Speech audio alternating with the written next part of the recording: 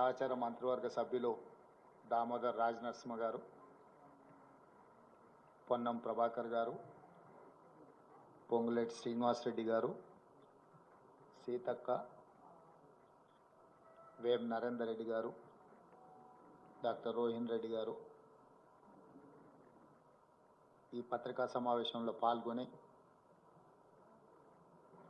ఈరోజు కేంద్ర ప్రభుత్వం ప్రవేశపెట్టిన వికసిత్ భారత్ 2047 బడ్జెట్లో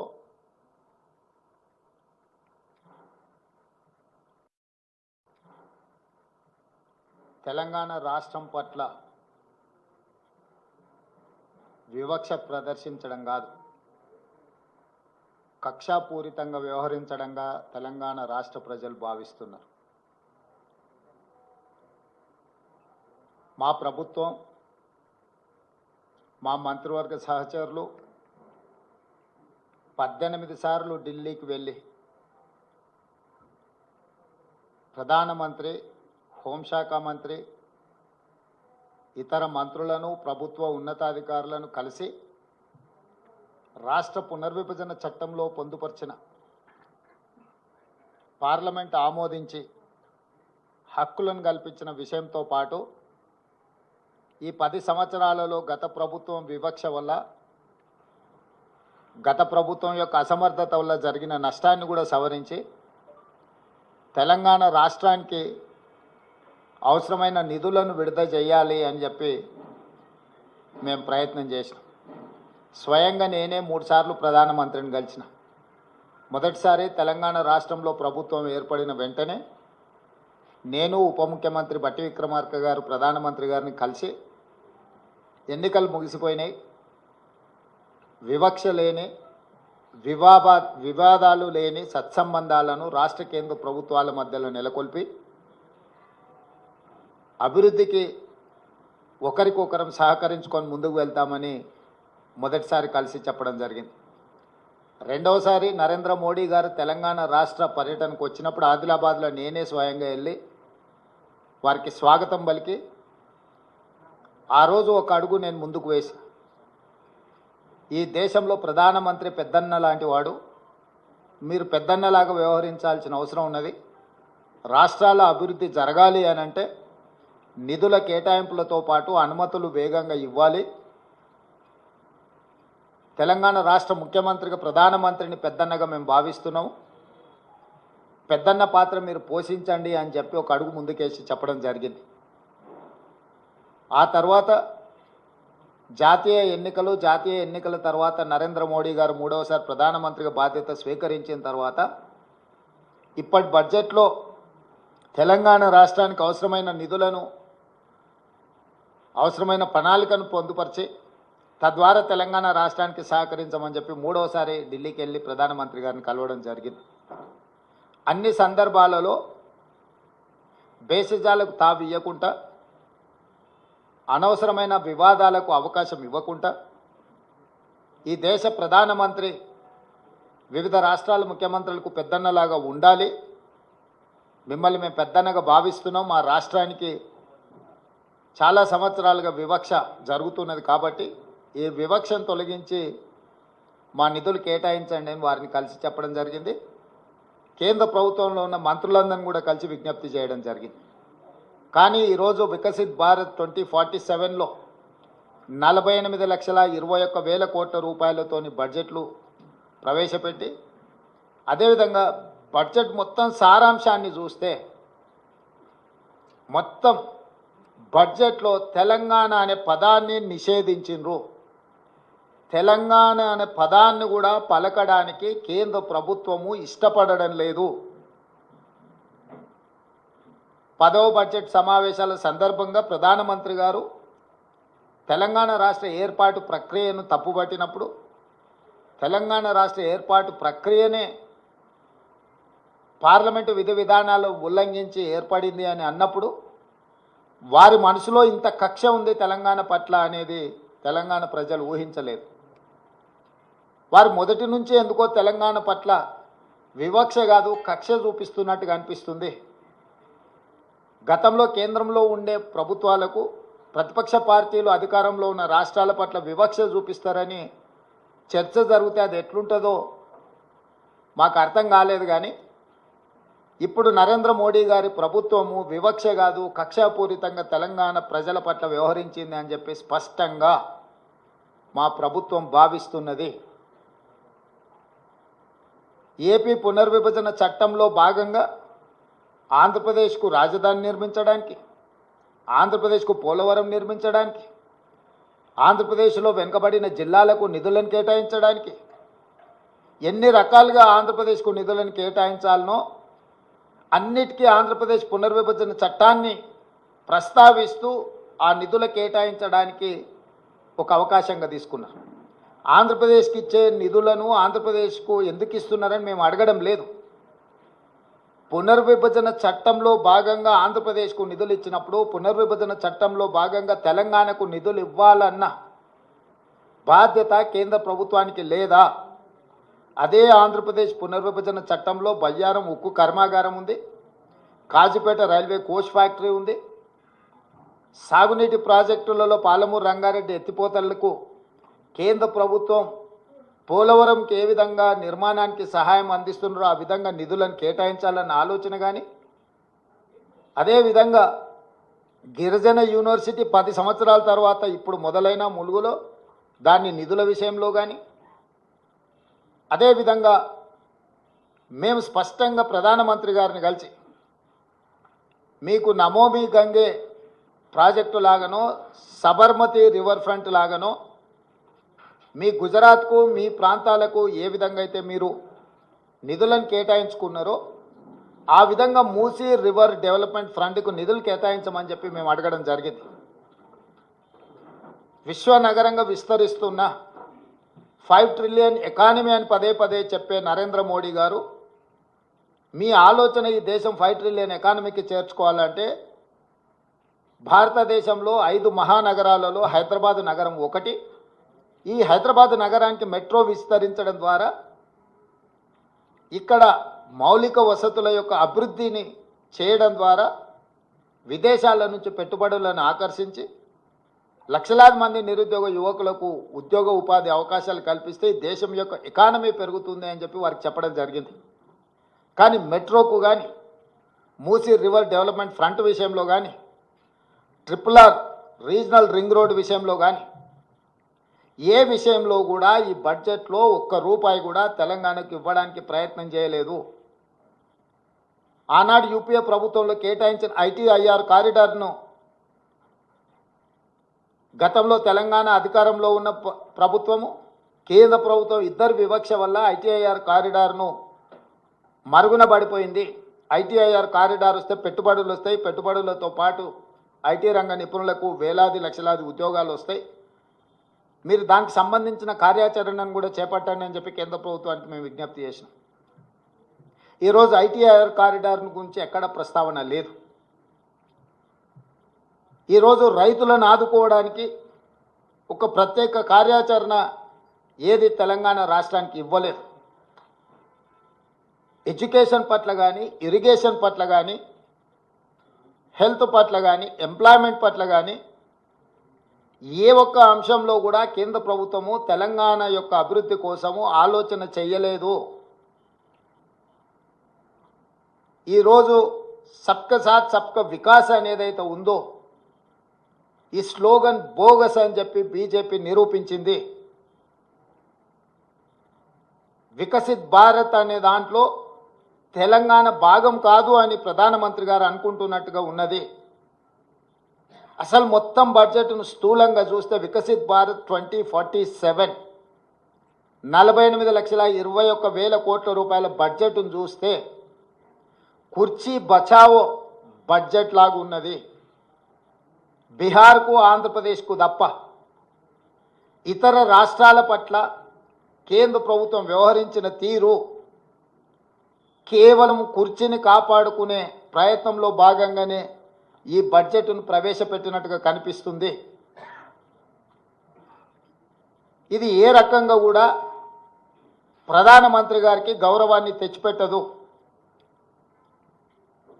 ఇంతటి వివక్ష, ఇంతటి కక్షాపూరితమైన వ్యవహారం ఎప్పుడూ జరగలేదు. తెలంగాణ రాష్ట్రము, తెలంగాణ ప్రజలు 8 పార్లమెంట్ స్థానాలు 35% ఓట్లు బీజేపీకి ఇచ్చిండ్రు. తెలంగాణ ప్రజలు ఎలాంటి వివక్ష బీజేపీ పట్ల చూపించలేదు. తెలంగాణ ప్రజల యొక్క నిర్ణయం వల్ల ఈరోజు నరేంద్ర మోడీ గారు ప్రధానమంత్రిగా కుర్చీలో కూర్చున్నారు. 8 సీట్లను తెలంగాణ రాష్ట్రం నుంచి గెలిపిస్తే కృతజ్ఞత చూపించాల్సిన బీజేపీ కేంద్ర ప్రభుత్వం నరేంద్ర మోడీ గారు తెలంగాణ పట్ల కక్షాపూరితంగా వ్యవహరించిండ్రు. ఎన్నికల కంటే ముందు నేను పదే చెప్పిన ఓట్లు సీట్లు మాత్రమే తెలంగాణ నుంచి కావాలి, కానీ తెలంగాణ ఆత్మగౌరవం పట్ల కేంద్ర ప్రభుత్వానికి ఎలాంటి పట్టింపు లేదు అని. ఈరోజు అదే విధంగా కేంద్ర ప్రభుత్వం వ్యవహరించింది. కేంద్ర మంత్రిగా ఉన్న కిషన్ రెడ్డి గారు ఈరోజు తెలంగాణ ప్రజలకు సమాధానం చెప్పాలి. బీజేపీ అధ్యక్షుడిగా నరేంద్ర మోడీ గారి మంత్రివర్గంలో యూనియన్ క్యాబినెట్ మినిస్టర్గా కిషన్ రెడ్డి గారు బాధ్యత వహించాలి. తెలంగాణకు జరిగిన అన్యాయానికి తెలంగాణ ప్రజలకు క్షమాపణ చెప్పి తక్షణమే మోడీ మంత్రివర్గం నుంచి తప్పుకోవాలి కిషన్ రెడ్డి గారు. ఇంతటి వివక్ష ఎప్పుడూ జరగలేదు. కేవలం కుర్చీ కోసం మౌనంగా ఉండడం ఇది సమంజసం కాదు. కిషన్ రెడ్డి గారు ఈరోజు తెలంగాణకు బయ్యారం ఉక్కు కర్మాగారం, Kazipet railway coach factory, IIM, ప్రతి రాష్ట్రంలో ఐఐఎం ఉంది. మేము ఐఐఎం కావాలి తెలంగాణ రాష్ట్రంలో లేదు అనిస్తే ధర్మేంద్ర ప్రధాన్ గారు నాకు లేఖ రాశారు, మీ రాష్ట్రానికి ఐఐఎం ఇవ్వము అని. భారతదేశంలో ప్రతి రాష్ట్రంలో విద్యార్థులు చదువుకోవడానికి ఐఐఎంలు ఉన్నప్పుడు తెలంగాణ రాష్ట్రానికి ఎందుకు ఇవ్వరు? నేను ప్రధానమంత్రి గారిని కలిసి స్వయంగా ఐఐఎంకు లెటర్ ఇస్తే ప్రధానమంత్రి గారు సంబంధిత శాఖ మంత్రికి పంపిస్తే ధర్మేంద్ర ప్రధాన్ గారు నాకు లేఖ రాసిండ్రు 3 రోజుల క్రితం, మీ తెలంగాణ రాష్ట్రానికి ఐఐఎం ఇవ్వము అని. ఎందుకు ఇవ్వరు? ఐఐఎం మనకి ఇవ్వనప్పుడు కిషన్ రెడ్డి గారు ఎందుకు కొనసాగుతున్నాడు కేంద్ర మంత్రిగా? పాలమూరు రంగారెడ్డి ఎత్తిపోతలకు కేంద్ర ప్రభుత్వం ఎందుకు నిధులు ఇవ్వను అంటుంది? పోలవరం నిర్మాణానికి 1000 కోట్ల రూపాయలు ఇచ్చే కేంద్ర ప్రభుత్వం ఎందుకు పాలమూరు రంగారెడ్డి ఎత్తిపోతలకు కేంద్ర ప్రభుత్వం ఆర్థిక సహాయం చేయనంటుంది? అమరావతి నిర్మాణానికి 1000 కోట్ల రూపాయలు ఇస్తా అంటున్న కేంద్ర ప్రభుత్వం హైదరాబాదు నగరంలో మెట్రో విస్తరణకు కానీ, మూసీ రివర్ డెవలప్మెంట్ ఫ్రంట్కు కానీ, రీజనల్ రింగ్ రోడ్ కోసం కానీ, వరంగల్లో ఆదిలాబాదులో ఏర్పాటు చేయాలనుకుంటున్న ఎయిర్పోర్టులకు ఎందుకు ప్రత్యేకంగా నిధులు ఇవ్వరు అని చెప్పి కేంద్ర ప్రభుత్వాన్ని తెలంగాణ రాష్ట్ర ప్రభుత్వం ప్రశ్నిస్తున్నది. పెద్దన్నగా మేము భావిస్తుంటే మీరు దుర్మార్గంగా వ్యవహరిస్తున్నారు. ప్రధానమంత్రి వివక్ష లేని వికసిత్ భారత్ కోసం ప్రయత్నం చేయాలి, కానీ కేంద్ర ప్రభుత్వం ప్రవేశపెట్టిన బడ్జెట్ బీహార్, ఆంధ్రప్రదేశ్ కోసం ప్రత్యేకంగా ఈ సమావేశాలను ఏర్పాటు చేసి నిధులు కేటాయించినట్టుగా ఉన్నది. కేవలం క్విడ్ ప్రోకో మీరు మాకు మద్దతు ఇవ్వండి ప్రభుత్వాన్ని కాపాడుకోవడానికి, మేము అన్ని రాష్ట్రాలను దోషి మీ రాష్ట్రాలల్లో నిధులు విడుదల చేస్తామనే విధంగా ఉన్నది. అందుకే ఈ బడ్జెట్ కుర్చీ బచావో బడ్జెట్. కుర్చీ లాలూచిలో, ప్రధానమంత్రి లాలూచిలో బీజేపీ తెలంగాణ ప్రజల యొక్క హక్కులను, తెలంగాణ రాష్ట్ర అభివృద్ధిని కాలరాస్తున్నది. ఇది ఏమాత్రం ఇక్కడి ప్రజలు సహించరు. మా ప్రభుత్వం ఊరుకోదు. మా నిరసనను తప్పకుండా పార్లమెంట్ బడ్జెట్ సమావేశాలలో మా పార్లమెంట్ సభ్యులు ప్రధానమంత్రికి తెలియజేస్తారు.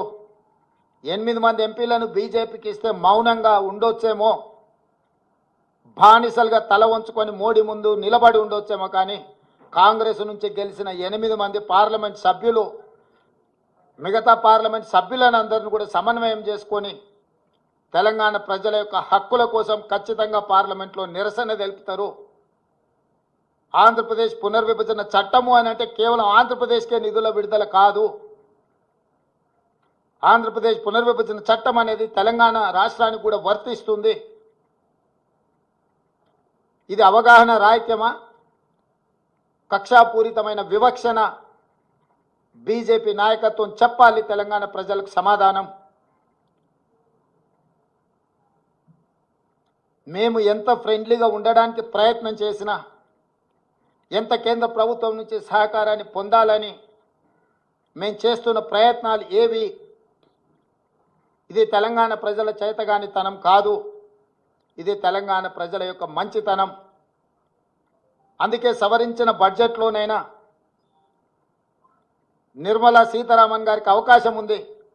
బడ్జెట్ను సవరించి బయ్యారం ఉక్కు కర్మాగారం, Kazipet railway coach factory, Palamuru Rangareddy ఎత్తిపోతల సాగునీటి ప్రాజెక్టుకు అవసరమైన నిధులు, మూసీ రివర్ డెవలప్మెంట్ కోసం గోదావరి జలాలను తీసుకొచ్చి ఉస్మాన్ సాగర్, హిమాయత్ సాగర్కి అనుసంధానం చేయడానికి అవసరమైన నిధులను, మూసీ రివర్ ప్రాంతాన్ని, పరివాహక ప్రాంతాన్ని, కలుషితమైన ఈ నగరాన్ని ఈ కాలుష్యం నుంచి కాపాడడానికి అవసరమైన నిధులను, మెట్రోను విస్తరించడానికి అవసరమైన నిధులను, ఫార్మా రంగంలో ఫార్మా విలేజ్లను ఏవైతే నిర్మించాలనుకుంటున్నామో దానికి సంబంధించిన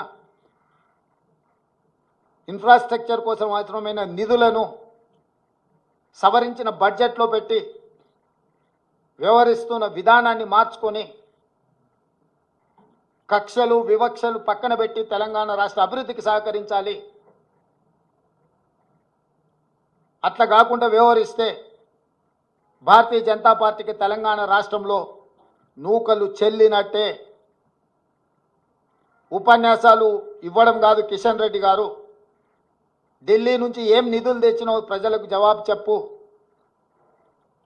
మీ చేతగానితనం, మీ బలహీనత, మీ మౌనము, మీ బానిస మనస్తత్వము తెలంగాణకు తీరని అన్యాయం చేస్తుంది. మోడీ గారు ప్రధానమంత్రి పదవి కోసము 48,21,000 కోట్ల రూపాయలను బీహార్కు, ఆంధ్రప్రదేశ్కు తాకట్టు పెట్టినట్టు కేంద్ర మంత్రి పదవి కోసం కిషన్ రెడ్డి తెలంగాణ హక్కులను మోడీ గారి దగ్గర తాకట్టు పెట్టి తెలంగాణకు అన్యాయం చేస్తున్నాడు.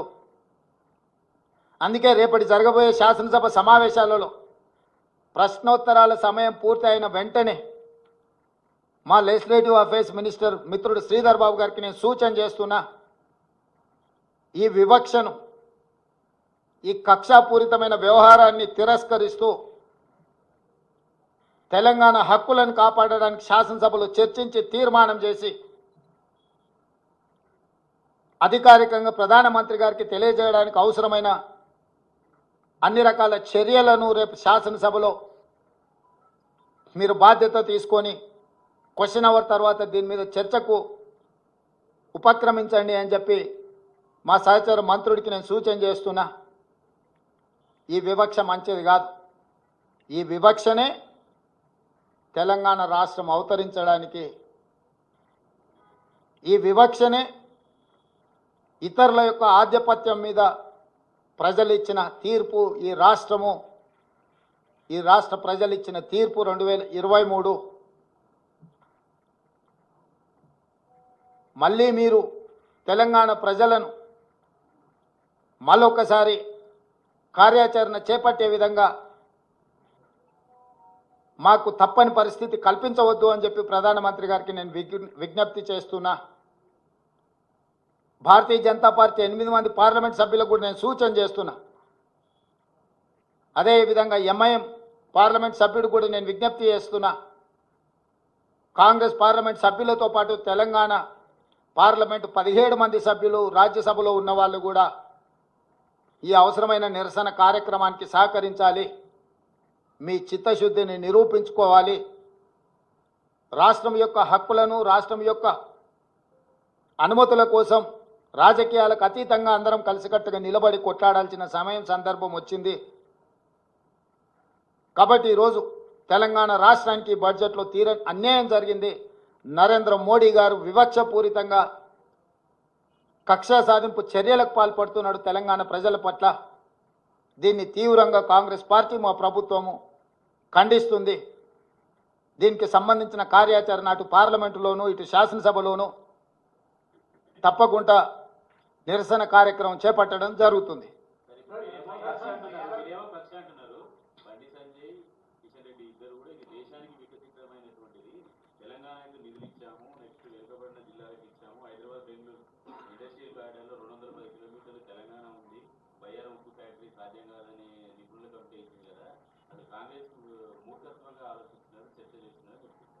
అంటే బానిసల నుంచి ఇంతకు మించి మీరేమో ఊహించలేరు, మేమేమో ఆశిస్తలేము.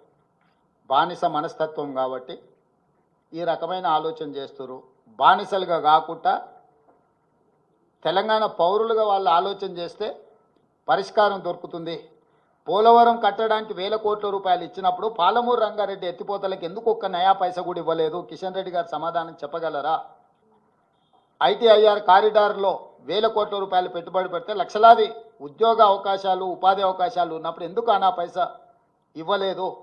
గుజరాత్లో సబర్మతి రివర్ ఫ్రంట్ నిర్మించుకున్నప్పుడు తెలంగాణకు, హైదరాబాద్కు మూసీ రివర్ ఫ్రంట్ ఎందుకు నిర్మాణం జరగొద్దు? గుజరాత్కు బుల్లెట్ ట్రైన్ కోసం నిధులు ఇచ్చినప్పుడు తెలంగాణకు ఎందుకు రీజనల్ రింగ్ రోడ్డు కోసం నిధులు కేటాయించలేదు? ఇవన్నీ పక్కన పెట్టండి. దేశం మొత్తం ప్రతి రాష్ట్రంలో ఐఐఎంలు ఉన్నాయి. తెలంగాణ రాష్ట్రానికి ఎందుకు ఐఐఎం ఇవ్వను అని చెప్పి ధర్మేంద్ర ప్రధాన్ గారు తెలంగాణ రాష్ట్ర ప్రభుత్వానికి లేఖ రాసిండు. స్వయంగా నేను మా ఉప ముఖ్యమంత్రి గారు ప్రధానమంత్రిని కలిసి హైదరాబాద్ నగరం తెలంగాణ రాష్ట్రము ఐటీ రంగ నిపుణులతో పాటు విద్యకు ఒక ప్రధానమైన కేంద్రము, అంతర్జాతీయ స్థాయిలో విద్యార్థులు ఇక్కడ చదువుకుంటున్నారు, మాకు ఐఐఎం కావాలని నేను అడిగిన. ధర్మేంద్ర ప్రధాన్ గారు నిర్ద్విధంగా మీకు ఐఐఎం ఇవ్వము, తిరస్కరిస్తున్నామని లేఖ రాసిండు. ఇక్కడైనా కిషన్ రెడ్డి గారు, బండి సంజయ్ గారు బానిసలుగా కాకుండా తెలంగాణ పౌరులుగా ఆలోచన చేస్తే ఐఐఎం ఎందుకు ఇవ్వరో చెప్పాలి కదా. ఆంధ్రప్రదేశ్ పునర్విభజన చట్టంలో పొందుపరిచిన విషయాలు ఆంధ్రప్రదేశ్కు సంబంధించిన అంశాలను పరిష్కరించడానికే ఉందా? అందులో ప్రస్తావించిన తెలంగాణ సమస్యలను కూడా పరిష్కరించడానికి ఉందా?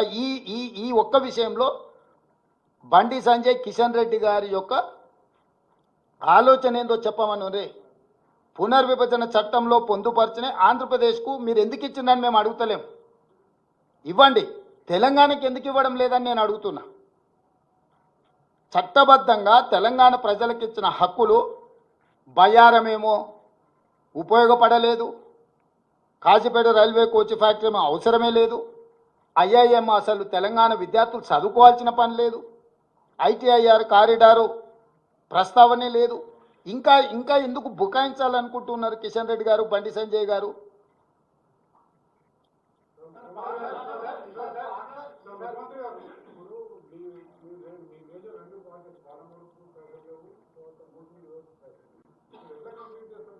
డెఫినెట్గా చేస్తాం. మా ప్రణాళికలు మాకు ఉంటాయి. దయాదాక్షిణ్యాల మీద ఈ రాష్ట్రం ఏర్పడి లేదు. మా సొంత ఆలోచనలు, విధానాలు, నిధుల సేకరణకు అవసరమైన కార్యాచరణ మా దగ్గర ఉంది. కానీ మా లెజిటిమేట్ రైట్ కేంద్ర ప్రభుత్వం నుంచి మా హక్కుల కోసం మేము కొట్లాడుతున్నాము. మా హక్కును కాలరాయడము, మా పట్ల వివక్ష చూపించడము, మా పట్ల కక్షాపూరితంగా వ్యవహరించడాన్ని మేము నిరసన తెలుపుతున్నాము.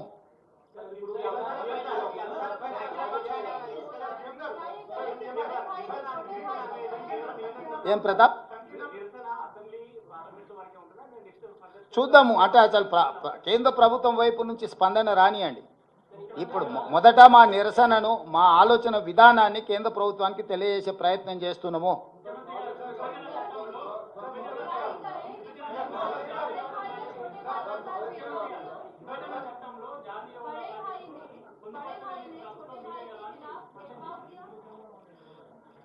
हम लोग समझ रहा है प्रधानमंत्री हर प्रदेश के मुख्यमंत्री का बड़ा भाई, मगर बड़ा भाई जो कुर्सी पे बैठा है वो बड़ापन नहीं दिखा रहा है. उनके लिए खाली कुर्सी बचाने के लिए इस बजट को इस्तेमाल किए. ये एनडीए का मतलब नायडू नीतीश डिपेंडेंट अलायंस. आज के तारीख में नरेंद्र मोदी जी एनडीए का मतलब भी और कुछ कहना चाह रहा है. नायडू नीतीश डिपेंडेंट अलायंस सब सारे बजट बिहार और आंध्र प्रदेश को देकर कुर्सी बचाने के लिए प्रधानमंत्री जी कोशिश कर रहा है, हर किस तेलंगाना की जनता माफ नहीं करते भारतीय जनता पार्टी को। 8 सीट दिया हुआ है तेलंगाना से, मगर ये 8 एमपी लोग बॉन्डेड लेबर जैसा मोदी के सामने सर झुका के जीने के लिए कोशिश कर रहा है। हर तेलंगाना के जनता ये सब सारे देख रहा है, आंखों के सामने दिख रहा है। इसीलिए हम लोग तेलंगाना के ओर से जो Andhra Pradesh state reorganisation act में जो कानून बनाया, Bayyaram steel factory, Kazipet railway coach factory, triple IT, IIM, Palamuru Rangareddy lift irrigation के बजट और बाकी के जितने सारे कानून में लागू किए सब सारे हम लोग मांग रहा है। ये किसी का मेहरबानी नहीं है, ये हमारा हक है। पहले से हम लोग ये कह रहे हैं कि केंद्रीय सरकार को तेलंगाना सरकार ने 1 रुपये टैक्स के पेमेंट किए तो 43 पैसा हम लोगों को मिल रहा है, मगर बिहार को तो 7 रुपये मिल रहा है। 1 रुपये बिहार से टैक्स अगर कलेक्शन हुए तो बिहार को 7 रुपये मिल रहा है, उत्तर प्रदेश को 6 रुपये मिल रहा है। क्यों ये विवक्षा?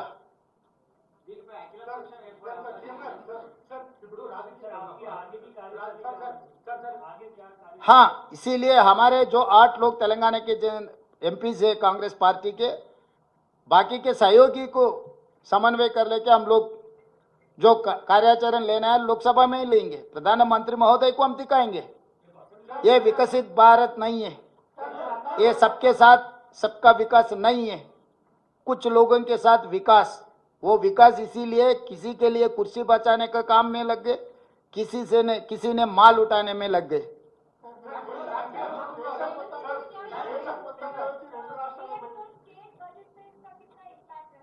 या डेफिनेटली ये तेलंगाना स्टेट बजट पे अक्सर होने वाले हैं, क्योंकि हम लोग ये सोचे थे कि Musi river development front, regional ring road, metro के साथ साथ पालमूर रंगारेड्डी लिफ्ट इरिगेशन के लिए कुछ इसमें अनाउंस आने वाले थे। आने के लिए हम लोग उम्मीद रखा था, मगर हम तेलंगाना की जनता को उम्मीद तोड़ दिए केंद्र सरकार ने। अभी आगे असेंबली में कल चर्चा कर लेके आगे कार्रवाई शुरू करेंगे।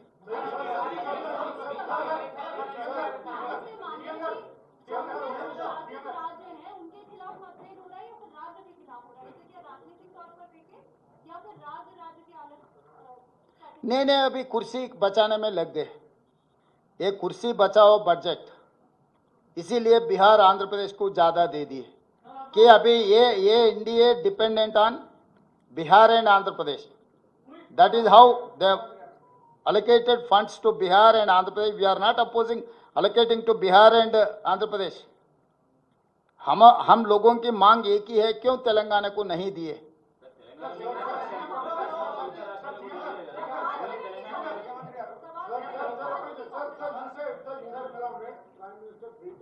Yes. So what did you ask for? Sir, everything, whatever I have spoken. Can you tell us the figures, like how much money you have asked? Yeah, definitely where they have through act, we have got some assurances. That is point number 1, Bayaram Steel Factory. Point number 2, Railway Coach Factory in Kazipet, IIM and ITIR corridor and Palamur Rangareddy lift irrigation. All other development activities, these are the assured by the Lok Sabha and Rajya Sabha. He has refused to implement that schemes after completing 10 years also. And whereas he has mentioned Andhra Pradesh Reorganization Act in this budget, saying that he is allocating to Polavaram funds, he is allocating to Amaravati capital city funds, he is allocating something to Andhra Pradesh. Whereas Telangana, same act has given some assurances to Telangana.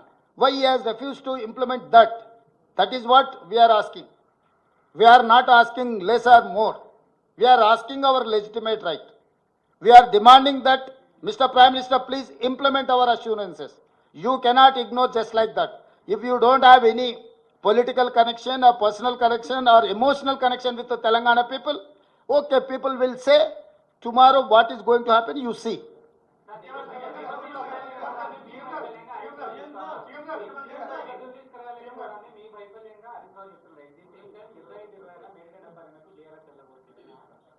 ఇక ఇప్పుడు వాళ్ళ గురించి ఎందుకు, చచ్చిపోయిన పాముల గురించి మనం చర్చ చేసుకున్నా కూడా ప్రయోజనం లేదు. ఇప్పుడు తీసుకోవాల్సిన కార్యాచరణ మీదనే మనం చర్చ చేద్దాము.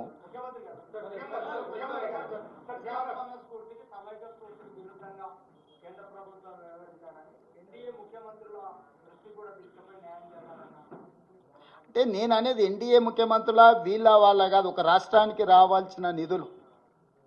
నేను వాస్తవంగా దక్షిణాది ముఖ్యమంత్రుల సమావేశాన్ని ఏర్పాటు చేసి రాబోయే రోజుల్లో దక్షిణాదికి జరుగుతున్న అన్యాయం విషయంలో చర్చించాలనుకున్నా. మేము తమిళనాడుకు కర్ణాటక ముఖ్యమంత్రులకు సమాచారాన్ని చేరవేసినాము. మిగతా వాళ్ళు కలిసి వస్తే మంచిదే, కేరళ, ఆంధ్రప్రదేశ్, పాండిచ్చేరి, లేదంటే అట్లీస్ట్ ఈ 3 రాష్ట్రాల ముఖ్యమంత్రులను సమన్వయం చేసుకొని దక్షిణాది రాష్ట్రాల పట్ల చూపిస్తున్న వివక్ష, దక్షిణాది రాష్ట్రాల ప్రజలను ఓటింగ్ మిషన్లుగా, సీట్లు గెలిపించే యంత్రాలుగా మాత్రమే నరేంద్ర మోడీ గారు బీజేపీ భావిస్తున్నది. ఈ వివక్ష ఎక్కువ కాలము చెల్లదు. దీర్ఘకాలికంగా ఈ వివక్ష ఇలాగే కొనసాగితే అది ఇంకొక ఉద్యమానికి దారితీసే ప్రమాదం పొంచి ఉన్నది. ఇది కేంద్ర ప్రభుత్వానికి చెప్పదలుచుకున్నాం స్పష్టంగా.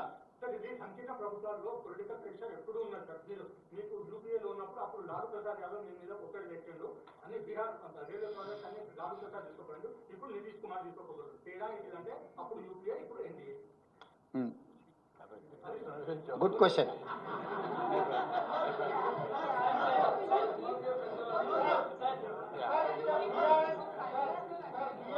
Yeah, definitely. We will try our level best. We don't ignore appropriate forums. Prime Minister is the important person or responsible person to sanction budget or permissions. Definitely we will try our level best to reach our goal.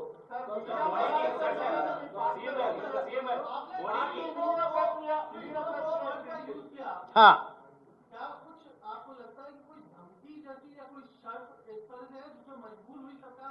Sanjay ji, हमारा मतलब quid pro को के मतलब है कुर्सी बचाने के लिए नजराना दे रहा है बिहार। ये मैं इसीलिए कहा ये एनडीए का मतलब नायडू नीतीश डिपेंडेंट अलायंस। सो प्रधानमंत्री कुर्सी बचाने के लिए बिहार और आंध्र प्रदेश को ज्यादा पैसे देने के लिए कोशिश कर रहा है। This is called quid pro को। तो इसीलिए हम लोग ये कह रहे हैं कि हम लोग खामोश बैठने वाले नहीं है। हम इन लोगों में नहीं है कि मोदी जी के सामने, केंद्र सरकार के सामने सर झुककर बैठने वाला नहीं है। हम लोग जो हक है, हक के लिए हम लोग लड़ेंगे।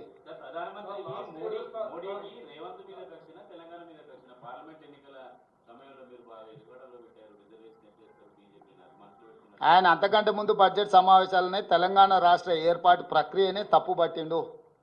తల్లిని చంపి పిల్లని బతికిచ్చిండ్రు, తలుపులు మూసి కాంగ్రెస్ పార్టీ బిల్లు పాస్ చేసింది అన్నప్పుడే ఆయన మనసులో ఏముందో, ఆయన మనోగతం ఏందో తెలంగాణ ప్రజలకు అర్థమైంది. అయినా కూడా తెలంగాణ ప్రజలు ఏదైనా మేలు జరగకపోతుందని 8 ఎంపీలను గెలిపించిండ్రు. 8 మంది ఎంపీలు ప్రగల్భాలు పలికిండ్రు కదా, కేంద్రం నుంచి నిధులు తీసుకొస్తాం, అనుమతులు తీసుకొస్తాం, తెలంగాణను అసలు అద్భుతంగా గుజరాత్ మోడల్లో అభివృద్ధి చేస్తామని చెప్పిండ్రు కదా ఎంపీలకు నిలబడ్డోళ్ళు. గెలిచిన వాళ్ళు ఈరోజు ఎందుకు మౌనంగా ఉన్నారు?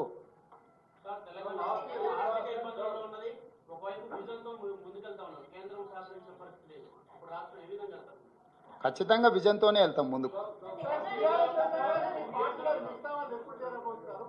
ఇప్పుడు కేంద్ర బడ్జెట్ గురించి మాట్లాడుకుందాం. కేంద్ర బడ్జెట్ గురించి ఏమన్నా ఉంటే అడగండి. ప్రమోద్.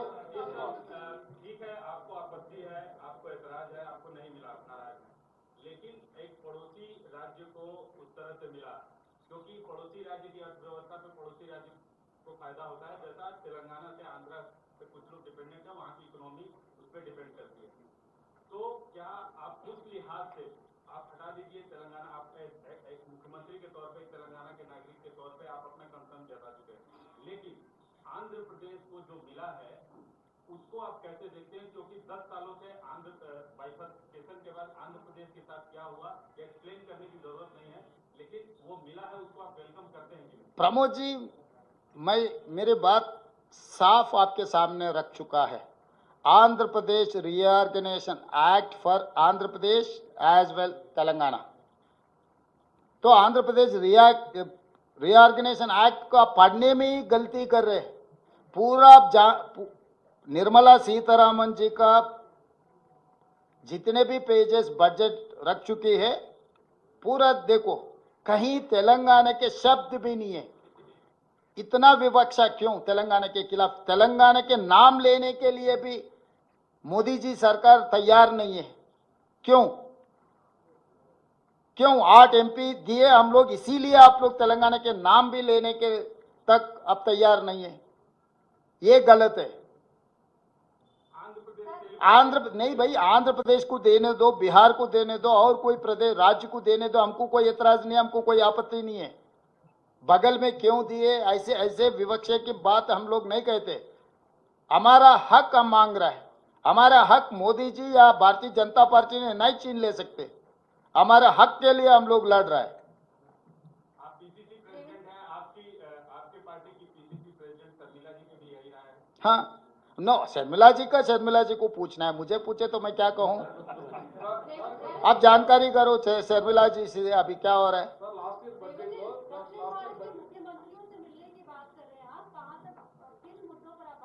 सब साउथ के delimitation of parliament seats, budget allocation, other permissions, जितने बीमारू स्टेट्स को दे रहे, बिहार, मध्य प्रदेश, उत्तर प्रदेश, राजस्थान, जो इलाके को, जो राज्यों को जो पैसे मिल रहा है, साउथ को क्यों नहीं मिल रहा है? ये विवक्षा के खिलाफ हम लोग लड़ना चाह रहे हैं।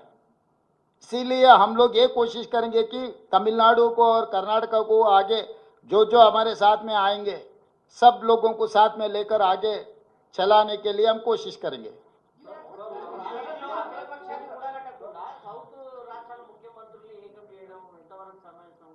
మీరు ఏం చేస్తే బాగుంటుంది అంటారు? మంచి సూచన చేశారు, చర్చ చేద్దాం.